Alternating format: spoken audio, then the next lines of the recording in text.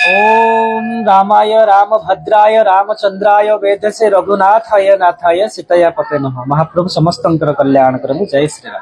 प्रभुंकर नाम कीर्तन होम यज्ञ अध घंटाए पर इंद्र निश्चित जल वृष्टि करती। एटा सबुठारु बड़ किंवदंती अछि। जय श्री राम। मो सरोज महापात्र मर्यादा पुरुषोत्तम प्रभु श्री रामचंद्रंकर आपण तो समस्त जानी यह हूँ द्वितीय अयोध्या एवं द्वितीय अयोध्या कहीं ना आमर जो दिन अयोध्या प्रभु रामलाला प्राण प्रतिष्ठा होता जहाँकि 22 जनवरी 2024 ठीक से दिन ये जहाँकि नयगढ़ जिला फतेगढ़ श्रीराम पहाड़ उपर महाप्रभुंर ये मंदिर निर्माण बा महाप्रभुंर प्राण प्रतिष्ठा करा जो मंदिर विषय कहले मंदिरटी केवल बौड़माला पत्थर निर्माण करा महाप्रभु मंदिर राम मंदिर सहित बेढ़ा भितर आउ 4 गोटी मंदिर अच्छा।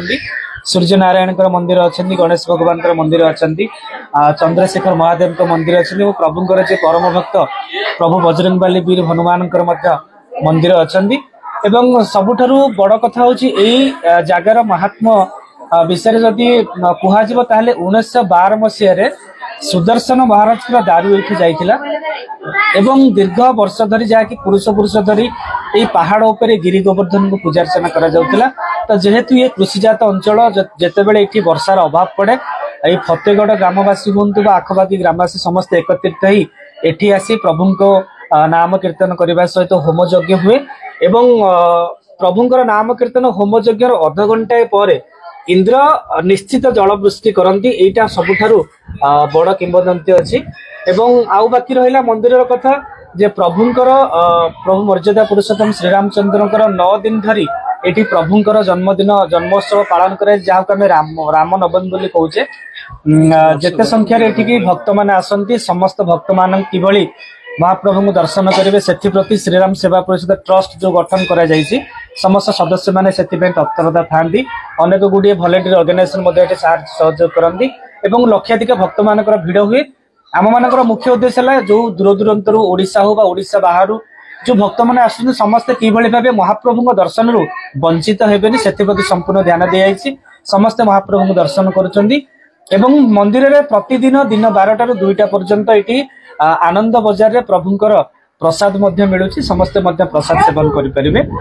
मु आपण मान चैनल माध्यम समस्त को निवेदन करी ये हूँ द्वितीय अयोध्या जो मैंने आज पर्यंत एठिक आसी ना आपण मैंने समस्ते आसतु सपरिवार सहित महाप्रभु को दर्शन करूँ महाप्रभु कृपा लाभ करूँ। जय श्री राम। भक्त नहीं भक्त मैंने रही सुविधा है किंतु हो तार व्यवस्था चली। आउ देखो ये जो मंदिर होती ये फतेगढ़ ग्रामवासी बा अन्य माने किसी लोक मानकर सहयोग आउ सब जिनस धीरे धीरे होची से प्रति निश्चित ट्रस्ट ध्यान देछन्नी। आउ किछि कम दिन भीतर हो महाप्रभु मंदिर काम किछि नहीं प्रभु पाखे समस्या किछि न थाए जो मानकर समस्या थाए तार समाधान पे समस्ते प्रभु पाखक आसंती। एठी कोनोसी समस्या नाही समस्ते आसंतु प्रभुंर कृपा लाभ करंतु। जय श्री राम। देखो जदि प्रतिदिन कथा कह सबुदिन तो समान जाएनि जेहेतु आमर जेते सब गवर्नमेंट हॉल माने सरकारी छुट्टी दिन अच्छी बा आम ओडियांकर जो कह जाए 12 मासरे 13 पर्व सबु पर्वपर्वाणी रे एठी लक्षाधिक भक्त मानकर समागम होईछि जोटा हमें देखिछु।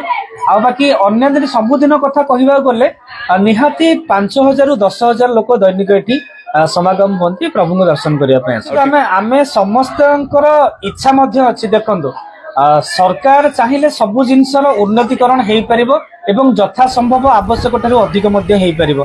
सरकार एथिप्रति निहाती ध्यान देवा दरकार एवं सरकार अनुदान किसी रहिले निश्चित मंदिर उन्नति कार्य हम बोली आशा करूँ। देखो जी बसी मंदिर भितर सी जानी कौन कौन न कर आम निमित्त मात्र आमे तांको केवल अनुकरण करबा तांको पथ को अनुकरण करबा पादरे निजको समर्पण करदेवा। जहा करूछंदी से करूछंदी भल करूछंदी जहा भी करिवे समस्तंकर मंगल पय करिवे। ओम रामाय रामभद्राय रामचंद्राय वेदसे रघुनाथाय नाथाय सीताया पते नमः। महाप्रभु समस्तंकर कल्याण करमु। जय श्री राम।